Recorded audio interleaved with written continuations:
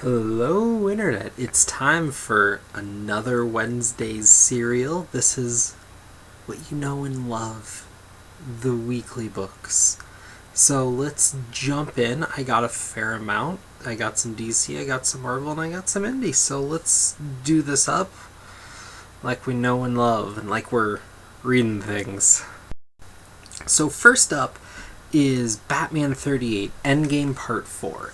And I have to say, this is the best issue of Batman proper that I have read in a good long while. Whereas Endgame was a step up from the never-ending year of Zip.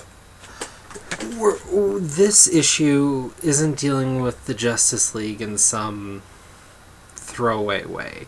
This isn't some cheeky Joker story. In fact, whereas I know this is talking about Joker and getting at an idea of the Joker that ties in well with all of Snyder's run, bringing it back to the Court of the Owls and whatnot. I found this run across Gotham and this talk of the town and whatnot with people as he's dealing with a situation across Gotham interesting. And I have to say, Capullo really brings it together. If it was another artist that didn't have the storytelling chops and the mood setting, and a lot of that's the color and whatnot, but just the way it works just came together for me, reminded me why I do actually enjoy this book. So this was a great step on pace.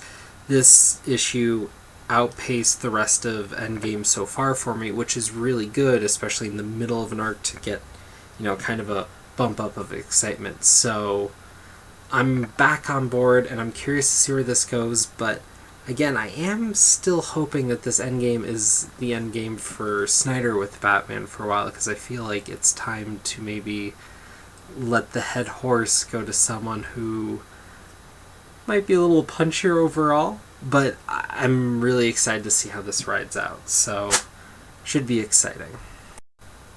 Then we got Batman Eternal 43, and for me, this was the best issue of Batman Eternal that we've gotten in a while. This issue really dealt with some of the side stuff. We got some Spoiler, and we got some Bluebird, and the way that they're playing these characters is interesting. They have a bit of a back and forth, but at the same time they have understandings to the situation, so it felt organic, it felt real, and we're getting two female characters of weight in here for what that's worth. And we kind of faded away from the general Batman thing. There wasn't a dumb invitation in here, and I really enjoyed it. The main thing I didn't like about this issue is the way Catwoman was portrayed. She was portrayed like this, shortcut hair, really pointy nose, just not Catwoman in any way. That didn't work for me. So, and I will say, other characters, they didn't look a certain way consistently from panel to panel, which made it really, it just wasn't there. That's all. Futures End 39. This issue, I think, is going to be at least to me, it's a standout issue of this weekly book. There's two main things in here that stood out to me. One that I think is more notable, and one that's more of a personal pet theory. The first is that when dealing with Dr. Polaris, this new Firestorm actually talks to him, resolves the situation without just hitting him or anything. It's that sort of thing you hear about superheroes promoting all the time, but rarely actually doing. She actually talks to him, says, this guy's been a jerk, he's insane, he's crazy, but he has a good point, and we should let him do what he needs to do. We want to get transporters to people so they can be safer, so that when a fire breaks out or whatnot, which was the inciting incident for all this, people can get away without it being a problem. That's a good thing. He should still be accountable for some of this, but he should be allowed to do this. That's what he wants to do. And then for him doing that, he's going to help with this other thing. And to me, that seems so much more heroic, and it's so much more interesting than another dropout fight. You have these people with the powers and whatnot, so I mean, the violence and the threat is actually there, but the fact that they're tensely working on something together while not really on the same side is more engaging to me. Also, there's a section here with Constantine, and it really hit me because in pop culture of late, I mean, there's characters like House or Sherlock or Doctor Who. It's kind of the thing, the smartest guy in the room. And people are always so amazed and whatnot. What hit me in this book, part of what makes Constantine such a great character is that he kind of is that, but he's swarmy and a jerk. And what makes Constantine play better, but similar to those characters, is he is like that smartest guy in the room. But he always pays something of a price for the juicy bits of knowledge that he gets. Also, Constantine, pretty much everyone hates on some level. I know with Hellblazer, not everyone, but generally people don't like him. People don't like that swarmy, meh, he's right, but sort of thing. Which makes sense. Dealing with someone like that would be infuriating. So, getting that just really brought it together and reminded me that, this really is one of the best things he is still putting out. So, there you go. Also, I heard Sleeper Reader talking about this, and we had talked about the art in here is kind of back to the style that most of the issues are. There was an issue recently where it was just out of style with the rest of the run, and that was really a downer for me, because whereas I know there's other artists, and if you're really looking, you can kind of tell, but they were all within a certain vein of a DC style, and this was a time where a house style really helped bring a book together. So, woohoo for that. So, Harley Quinn 14 was something of a letdown for me. This wasn't as quirky or as fun as a lot of previous issues. A lot of it came down to Harley has troubles with time management, which didn't grab me, I guess. It's definitely one of the weakest issues of the series yet. I don't want to drop it because 14 issues in and a bunch of specials. So I've enjoyed most of it, and not every issue is going to be gold. So I don't know. But it does kind of bring it down. If we get a few more like that, it might be a book that goes. But I also might want to hold on to it till this whole convergence thing, see how that rolls out. I guess I should look into that. I don't know. Speaking of convergence, and probably leading into that, we got the Blockbuster Multiversity Guidebook, which the price was a bit hard to swallow, gotta say. But this was a hugely enjoyable book. We're getting different parts. We're getting a few pages with the Commandy world. We're getting kind of, as much as this cover does it horribly, a little Batmite and like the cybernetic kill Batman from another world. And they're dealing with all this craziness. And in the middle of the book, there's a whole bunch of pages that deal with going through each Earth. And there is a number of Earths that are specifically left blank, undefined.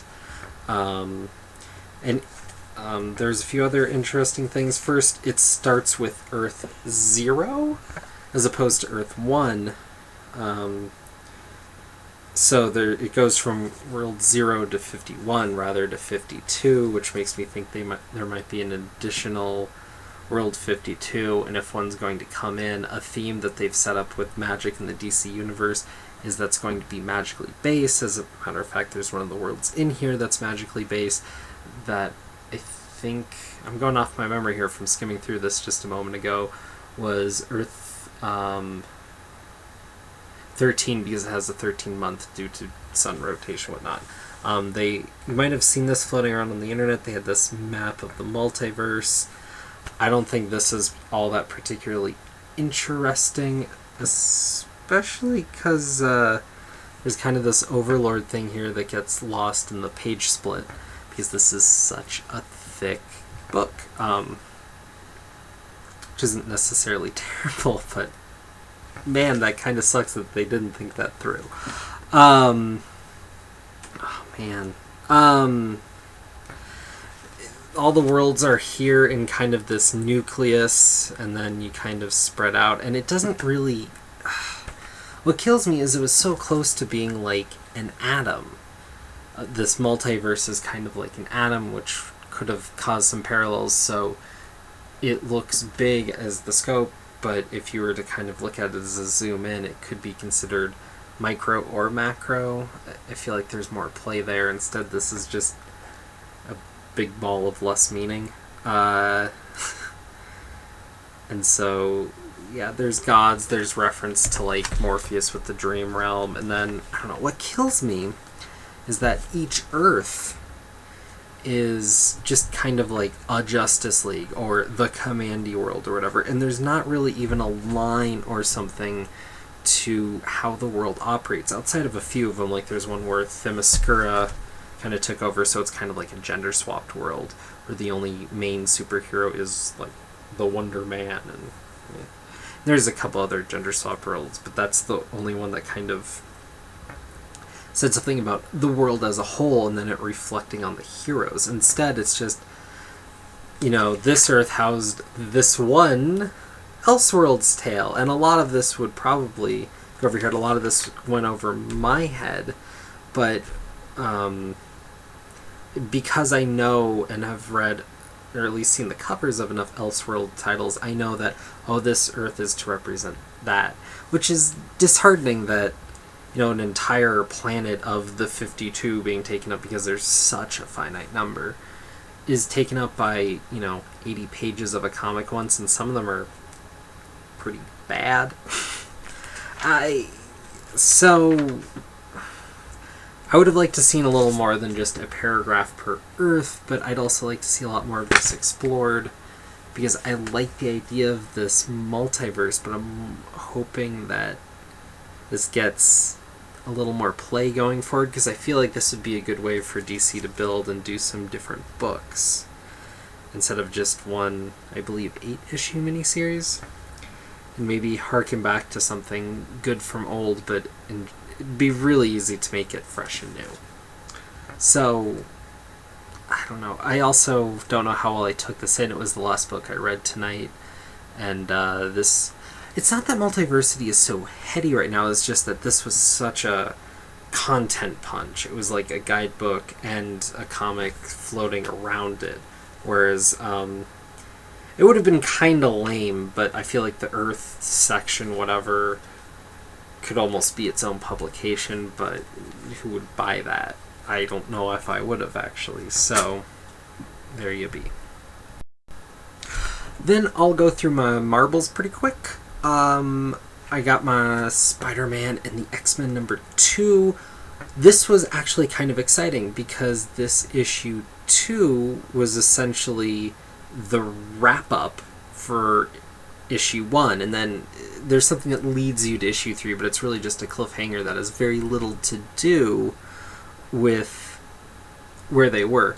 So they're Spider-Man and the X-Men from the Wolverine and the X-Men, so X-Kids, were taken to the Savage Land, and we're dealing with Soren and Dinosaur Man, and with this plot to turn people into dinosaurs, and they get out.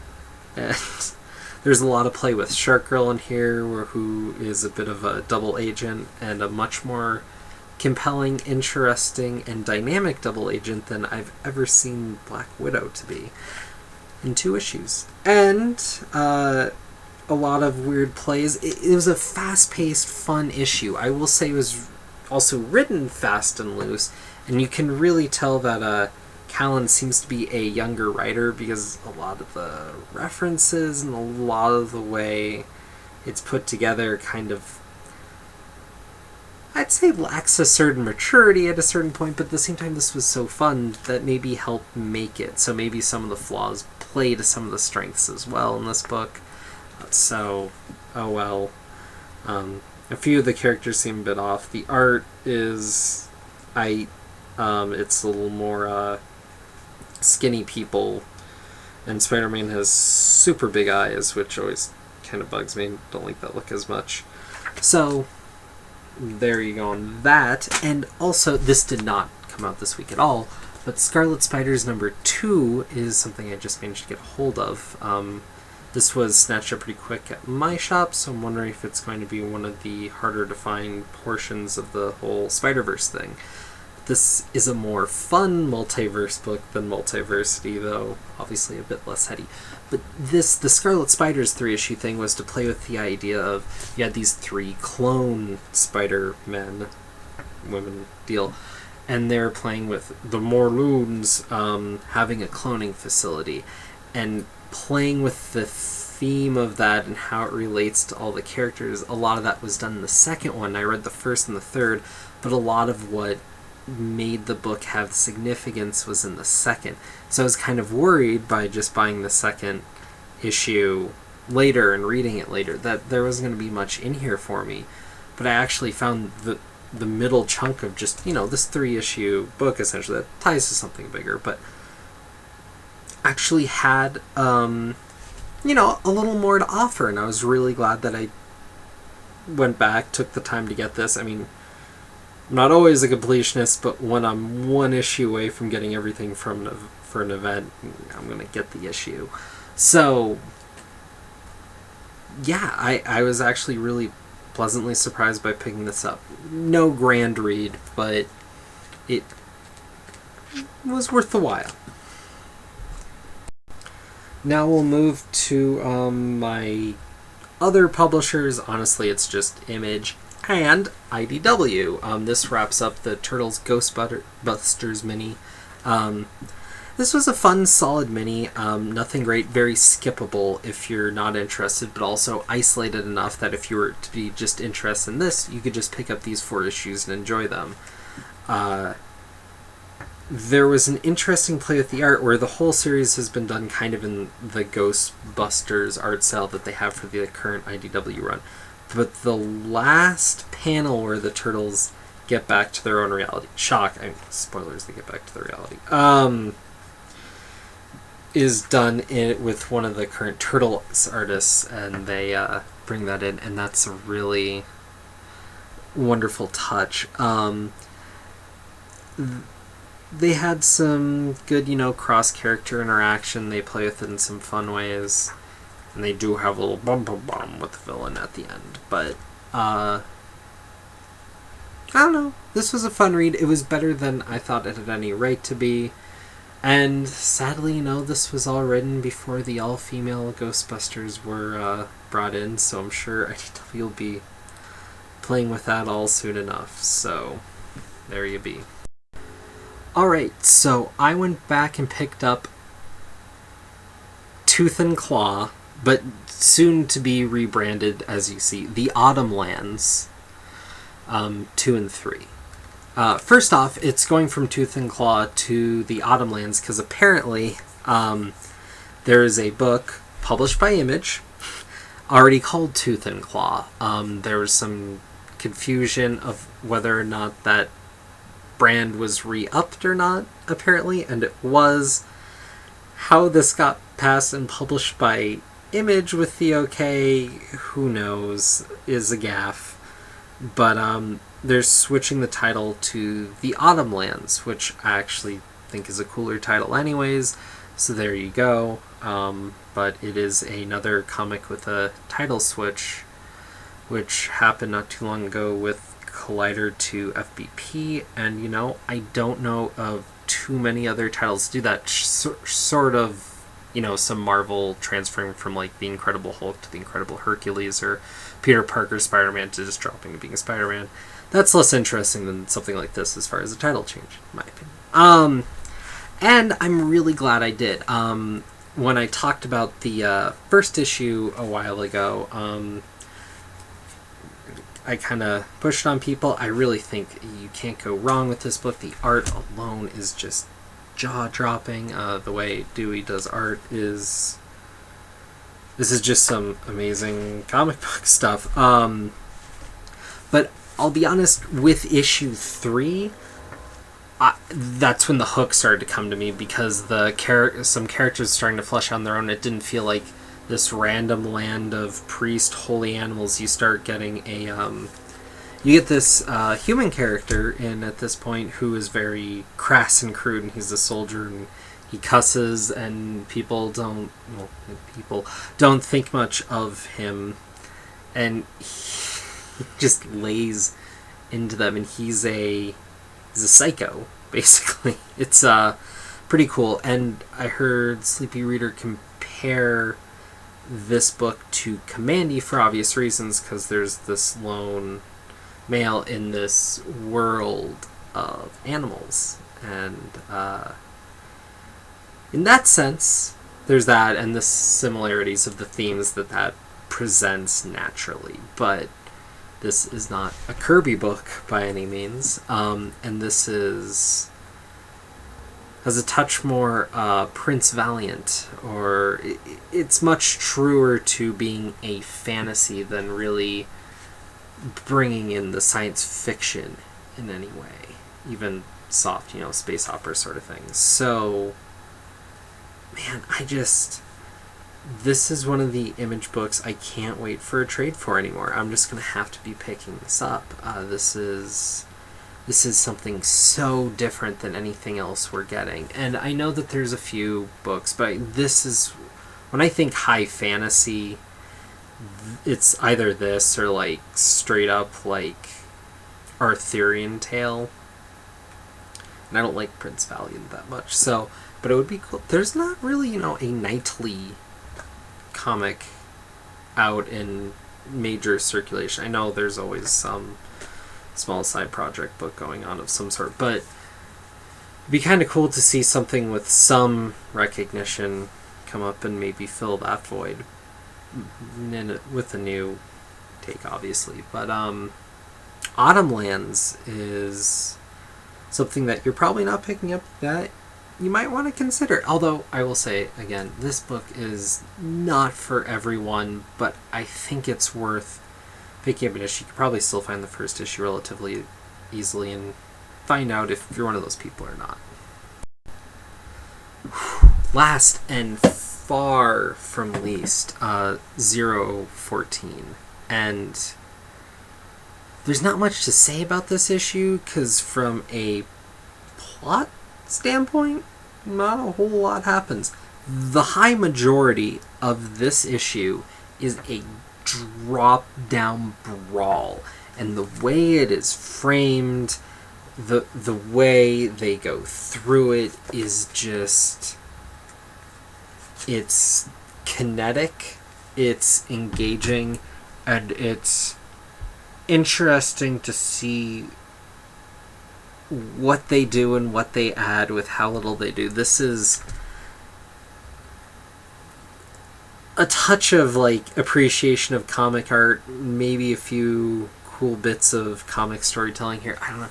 I found this more engaging than I feel it had any right to be. And I loved every frame. And in a lot of ways, Zero has a way of doing that. It takes very little and makes a lot out of it. If you haven't been reading Zero, this is the best Image book I hear next to no one talking about. So, yeah. So, if you made it to the end of this video, I appreciate that greatly. Apparently you love my voice, so I would highly recommend going back on my channel a bit. I just posted a video with a huge, kind of called it a mega haul, but really it was a list of comics and graphic novels that I need to read, and I need a little extra fire to maybe push through such a monumental amount of quality graphic novels. So I'm looking to try to find stuff to talk about with people. So if you just listen to bits or chunks, but if you find a book that you've been meaning to read, or that maybe you want to reread, or that you just want to talk about, please contact me. Or hell, if there's a book that's not on the list and you just want to talk comics, hit me up. And yeah, you know, frickin' comics, man. Also, if anyone knows how to make a cool video, let me know, because I think this webcam is near death. Anyways, I'll catch y'all soon with another comic review. Embarrassment of riches.